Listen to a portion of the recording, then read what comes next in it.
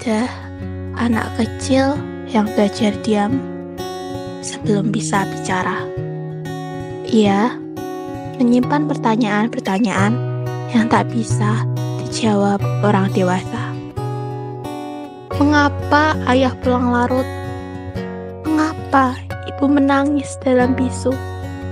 Dan mengapa cinta bisa terasa seperti pisau? Waktu berjalan, tapi jejak luka tetaplah ditinggal. Walau tak terlihat, dan di sanalah aku, hidup dalam keluarga utuh yang retak, tumbuh dalam rumah yang terasa seperti jurang. Kalian tahu? Ada dua cara untuk menyikapi luka: memendamnya sampai membusuk, atau menjadikannya sayap untuk terbang lebih tinggi dari siapapun yang melukai kita. Dan disinilah kisahku tentang langkah-langkah yang kutinggalkan tanpa jejak, tapi tak pernah tanpa arti.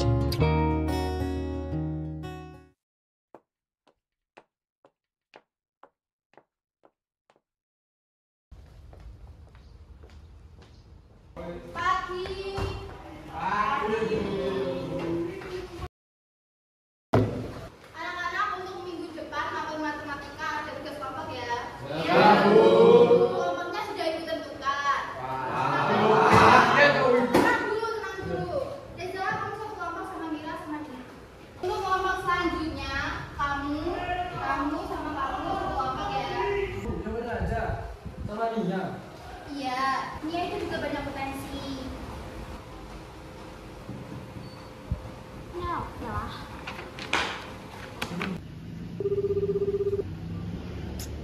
Kok nggak bisa dihubungin sih? Si Reza ini kemana sih? Gak enak lagi sama Nia. Apa kali ya?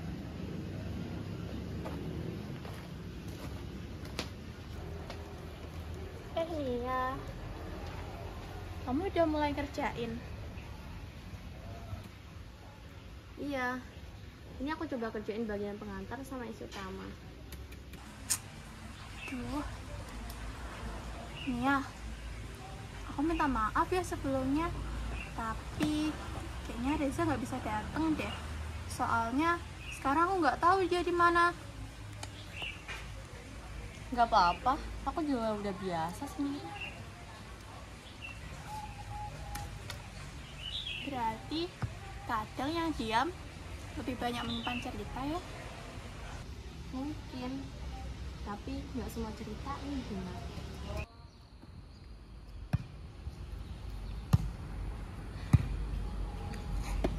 Woi Reza, Kenapa? Reza, kamu udah lihat belum draft yang dikirim oleh Nia? Belum. Ntar juga gue baca. Toh dia yang semangat, biarin aja. Dih, kamu tuh nggak adil. Dari awal kamu tuh nggak niat kerja kelompok. Lah, emang kenapa? Dia juga gak mau diajak ngobrol. Mau dibilang apa coba? Gimana mau kerja tim? Dia sering dicuekin, makanya dia kerja keras sendirian. Gak kayak lo, cuma mikirin volley, dan cara buat jadi populer. Hah? Pura-pura buta? Res, Nia tuh juga manusia. Dia tuh udah selalu berusaha buat terlihat baik, tapi yang ada apa? Dia malah dijauhi. Aku nggak tahu alasan dia nggak bisa bersosialisasi, tapi kita tuh nggak bisa nutup mata terus. Lah, terus urusannya sama gua apa? Kamu tuh nggak punya ya rasa simpati sama teman sekelas kamu? Aku heran deh, kok bisa sih kamu jadi siswa populer di sekolah? Oke, intinya lo mau gue ikut kerja kelompok kan? Nanti sore ke rumah Nia aja. Lo tau alamatnya kan? Tapi jangan kasih tahu si Nia. Tahu sih, soalnya kemarin aku sempat ngobrol sama Nia di perpus. Tapi nanti kita berangkatnya bareng aja ya. Soalnya kan kamu nggak tahu alamat temannya Nia. Terserah lo aja. Ya udah, gue mau lanjutin latihan gue. Sana lu pergi. Ganggu aja. Ya deh, ya. Sudah, masalah di kantor saja belum selesai. Kamu malah masih berita di rumah. Kamu memang gak pernah pulang. Kamu bahkan gak tahu gimana kabarnya di sekolah. Aku saja, sekretarismu masih meluangkan waktu untuk Nia. Mereka berteriak lagi. Apa mereka lupa? Aku kawan.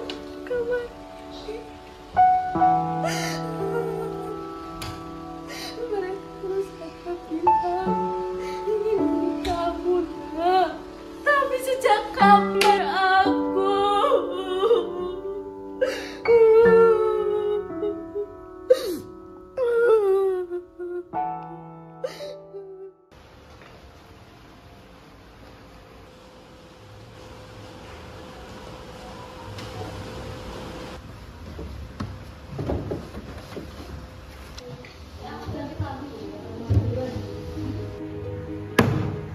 Halo Nia.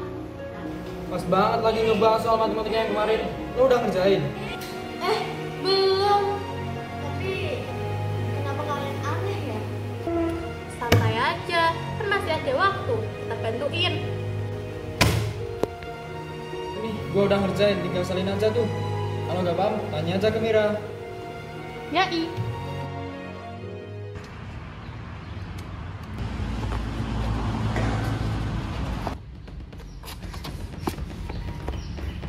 Lek, lo tau nggak? Reza sama Mira sekarang deket banget sama Nia.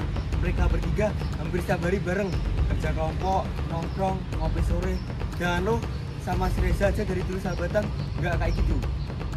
Gak usah banyak ngomong, buat tabuk lu. Nia anak aneh itu kan anak yang di sekolahan.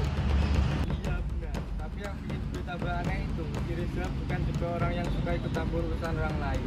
Tapi dia dengan santainya ikut urusan Nia. Artinya dia udah butuh lo. Dan dia cari sahabat baru buat gantiin lo. Woi, gak denger lo lagi ngomongin si Reza sama si Mira ya? Gue tau sebenarnya lo gak suka kan kalau si Reza deket sama si Mira. Maksud lo? Maksud gue, kalau lo emang gak suka si Reza deket-deket sama si Nia, ambil alih posisi lo. Kenapa lo gak bikin si Nia buat ngejauh dengan sendirinya? Bilang aja kalau si Reza sama si Mira cuma pengen manfaatin dia. Kalau dia pintar, pasti dia akan jauh. Kalau dia bodoh, ya gitulah. Itu tuh bagus, Lek. Lo gak harus langsung. Lo kasih sikap aja, bisa cuma gue sendiri. Kalau gua ngelakuin itu cuma sini aja kan yang jatuh. Terus kalau misalnya Reza tahu kalau itu ulah gua, Reza apa masih mau sahabatan sama gua lagi? Kadang sesuatu harus dikorbankan untuk mendapatkan apa yang kita inginkan. Tapi jangan lupa resiko dari mengorbankan sesuatu. Bakal gue lakuin apapun biar gimana caranya Reza nggak ngebuang gua.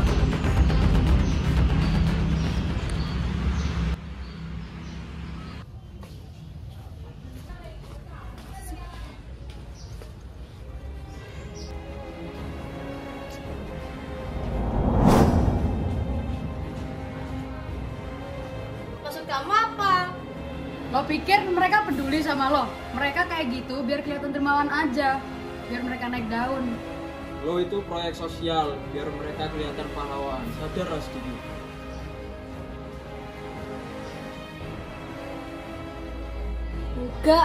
Gak mungkin.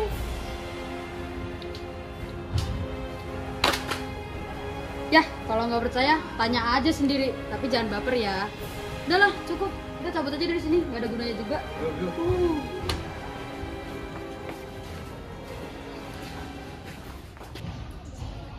Woi Nia,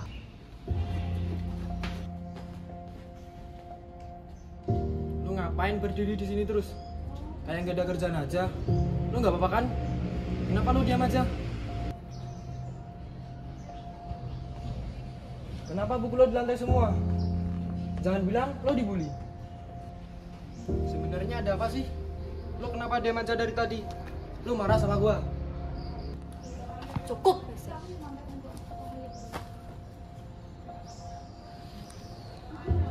Lo kenapa sih? Lo marah sama gua? Kamu tahu, Alexa? Kamu tahu nggak apa yang dia bilang tadi? Mereka bilang Kamu sama si Mira cuma manfaatin aku doang. Dan kamu tahu nggak apa yang nyakitin? Yang nyakitin adalah aku nggak tahu harus percaya kamu atau mereka.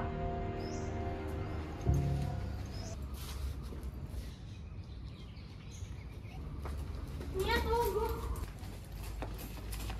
Nia tunggu. Aku baru tahu kemarin. Aku baru dengar dari Reza. Reza baru cerita semuanya. Dan aku nggak nyangka bakal separah ini. Udah lah, nggak usah dibahas. Tapi tunggu nih ya.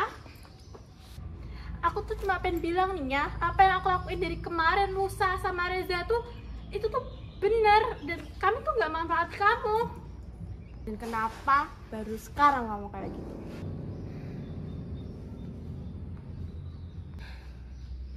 Udah terlambat, Mir. Oh gitu. Berarti kamu mau jadi Nia yang dulu, yang nutup diri dari semua orang, introvert, gak mau bergaul. Kamu mau jadi kayak gitu? Aku nggak pernah keluar dari situ. Aku cuma pura-pura keluar.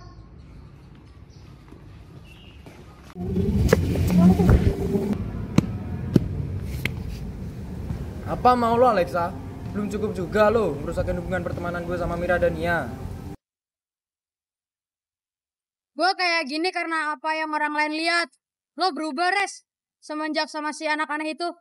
Nia sama kayak lo, tapi dia nggak pernah ganggu siapapun. Sedangkan lo, Lex, lo selalu ngerundung dia. Bahkan sekarang lo fitnah gue. Apa salah gue ke lo, Lex? Lo salah karena udah ninggalin gue. Kita sahabatan dari dulu, dari kelas 7 bahkan sampai SMA ini, Res. Lo ingat? Sekarang semenjak ada si Nia, lo sekarang jadi berubah. Lo jadi sering belain dia.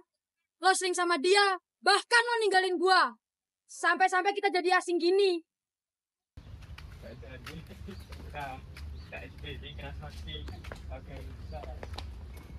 Nia tunggu. Apalagi Mira, Reza, sudah cukup semuanya. Justru itu belum cukup. Semuanya itu cuma salah paham. Omongan Alexa itu cuma omong kosong. Dia hanya pengen rusak hubungan pertemanan kita bertiga. Omong kosong, bukankah dari awal kalian memang gak pernah anggap aku ada? Kenapa akhir-akhir ini kalian baik sama aku? Sudah jelas kan? Kalian cuma manfaatin simpati orang-orang. Nggak gitu. Kamu tuh terlalu nutup diri dari semua orang. Kami aja, teman kamu, kita nggak tahu apapun tentang kamu. Kami tuh cuma pengen deket sama kamu nih ya. Dan lo pikir kami nggak berusaha buat nyamperin lo? Kami pengen ngomong sama lo nih ya. Tapi lo yang ngedorong buat kami pergi. Dan sekarang kita mau langsung. Karena lo penting buat kita. Aku cuma takut semuanya benar. Aku takut dibodohin. Nia, kamu tuh nggak bodoh. Aku tahu kok kamu cuma kecewa. Tapi rasa kecewa kamu tuh nggak bisa jadiin alasan buat kamu ninggalin orang yang tulus. Aku minta maaf. Dan makasih udah nggak ninggalin aku lagi. Gak apa-apa Nia, kamu tetap tenang aja. Aku sama Reza gak akan pergi ninggalin kamu. Dan kamu pasti mau kok dengerin semua cerita internal kamu lagi. Hah? Lagi? Jadi kamu ingat gak pas kita kerja kelompok di perpus waktu itu? Iya. Terus malamnya aku sama si Reza ini kita tuh chat, kita diskusi kalau kita mau kelompokan di rumah kamu. Terus kamu gak usah bilang Nia kalau kita kesini.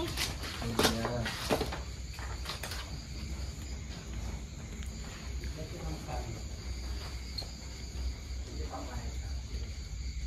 Kamu denger gak? Iya, dari tadi kita mau ngutuk aja nggak enak. Udah, kita kesini kan buat kerja kelompok.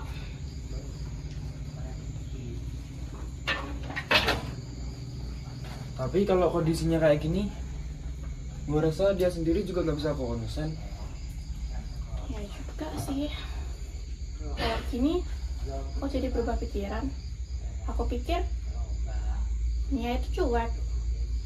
Tapi ternyata Nia bukan cuek. Tapi dia berusaha buat jadi nggak kesepian. Ayo deh kita pulang aja. Ya,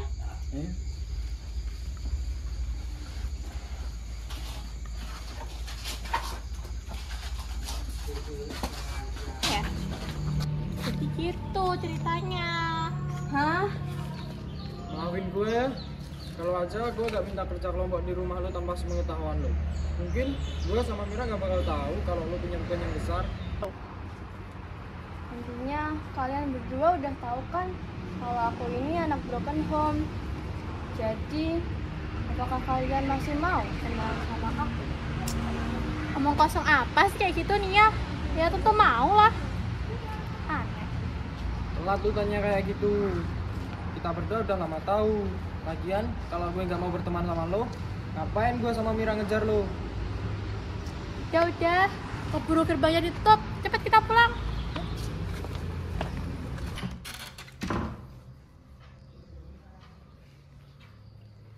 Mau kemana, Mas?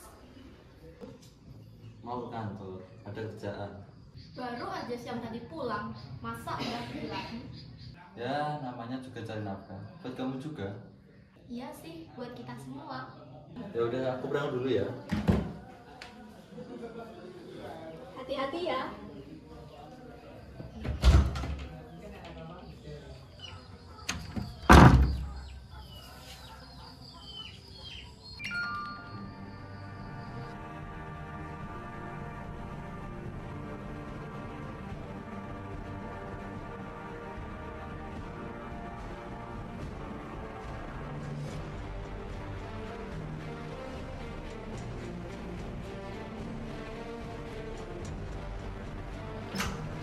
Baiknya ketinggalan ya? Untung belum jauh. Jelasin, maksudnya apa, Mas? Kamu gak BU? Gak usah basa-basi, siapa Eli? Dan siapa nih anak haram kamu? Makanya maafin aku bisa jelasin. Cukup, malam ini kamu boleh tinggal di sini. Dan besok aku harap kamu tahu diri.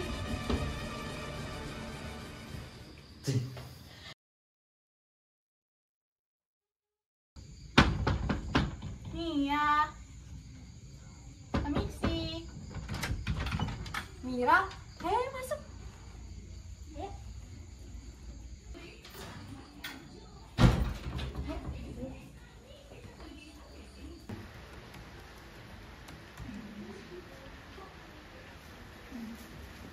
Aku seneng deh kita bisa kerja kelompok kayak gini. Soalnya aku pasti ngerjain sendiri ya. Kerjain sendiri. Emang papa kamu kemana? Kok nggak pernah bantuin sih? Nih ya, ayah pulang. Ayah bawa oleh-oleh kesukaan kamu.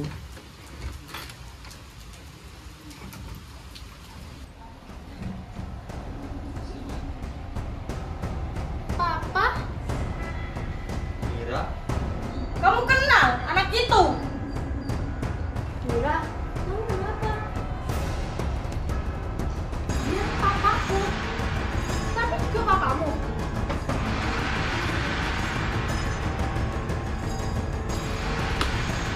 Oh, ini ibu dari Mira. Iya. Ayah, maksudnya apa? Jadi ini rumah kamu. Rumah kedua dari lelaki yang masih menyandang posisi sebagai suami sahku. Dia memilih aku. Dia butuh kenyamanan yang enggak dia dapatkan dari kamu. Kenyamanan? Bukankah selama ini aku selalu membebaskannya? Aku tidak pernah mengekamnya. Tapi lihat, siapa yang menjadi korban? Aku dan Mira yang menjadi korbannya. nanya, kamu cara.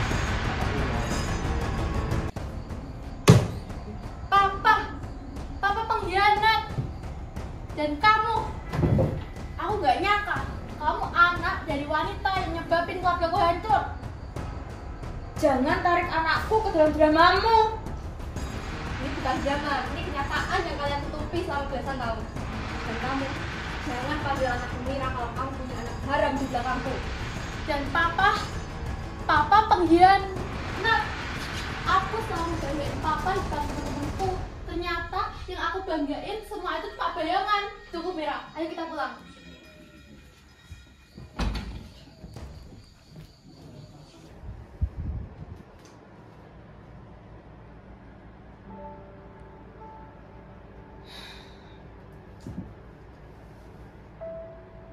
Lucu ya, katanya rumah tuh tempat paling aman, tapi malah rumah jadi tempat luka itu berasal.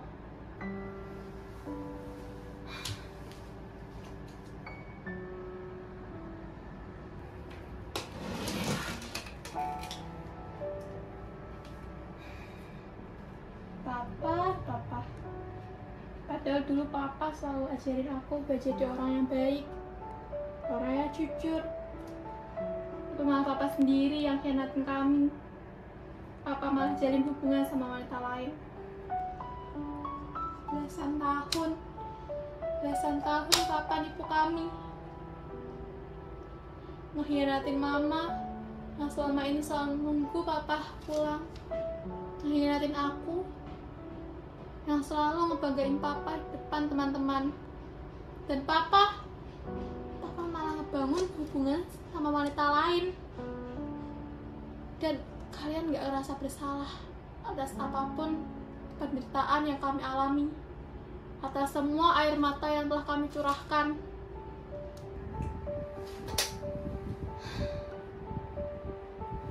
Tapi denger baik-baik, aku gak akan lakuin hal yang sama yang kalian lakuin ke keluargaku. Tapi aku bakal lebih memilih buat bangkit dan jadi lebih baik, biar kalian tahu bahwa anak dari keluarga yang hancur bisa berdiri yang paling tinggi dan sukses. Dan biar kalian lihat bahwa hasil dari pengkhianatan kalian bakalan berbalik jadi kekuatan yang lebih besar.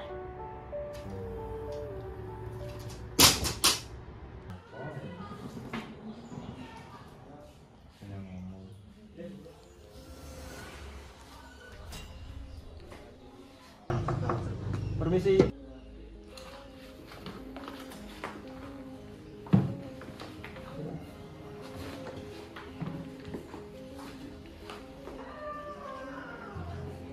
Silakan duduk dulu, Pak.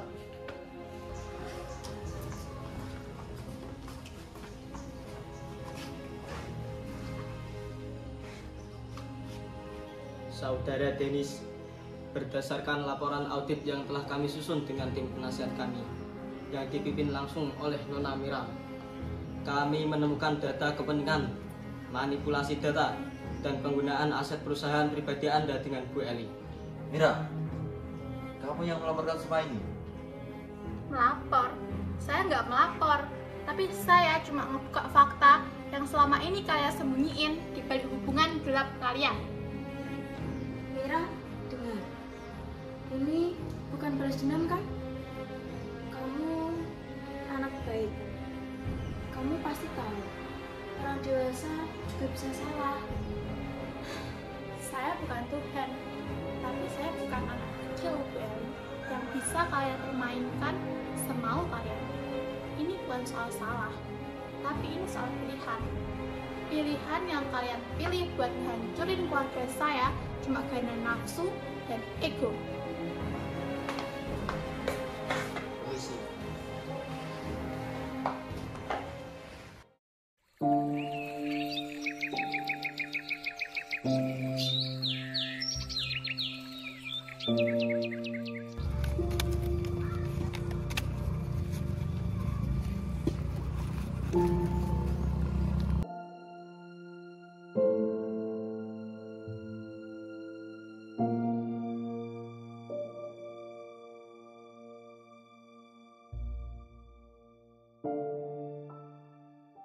Akhirnya ya, si bangsat udah pergi. Iya, jadi damai hidup kita. Iya, aku suka banget.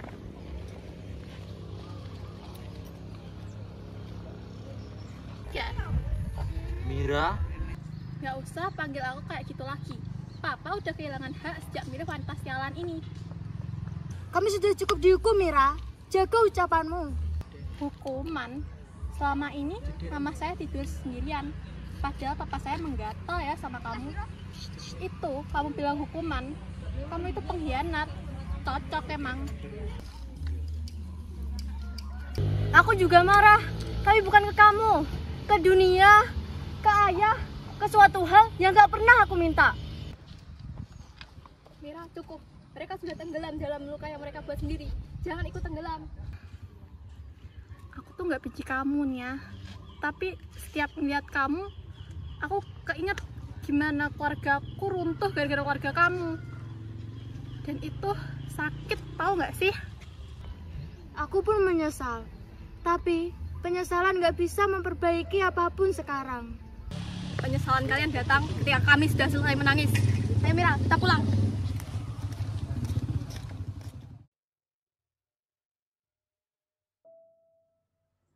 Semua orang bilang waktu adalah penyembuh luka, tapi tidak. Waktu hanya mengajari kita untuk berdiri di atasnya, bukan untuk menghapusnya. Papa sudah kehilangan segalanya, Bu Eli juga. Dan sekarang aku tidaklah menang.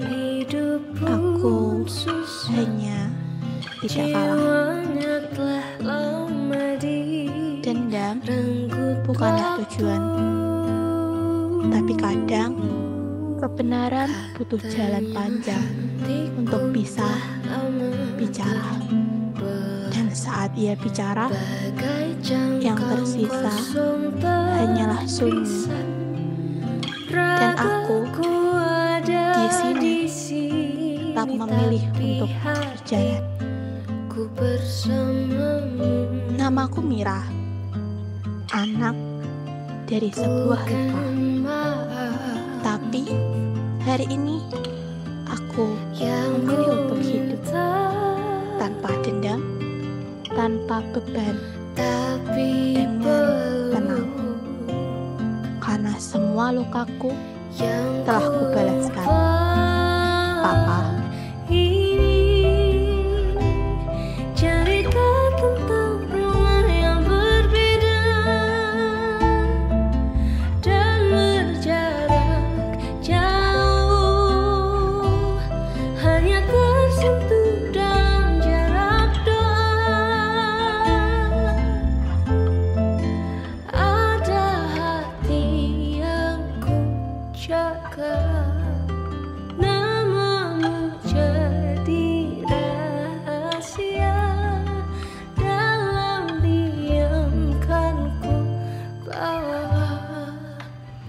Mendara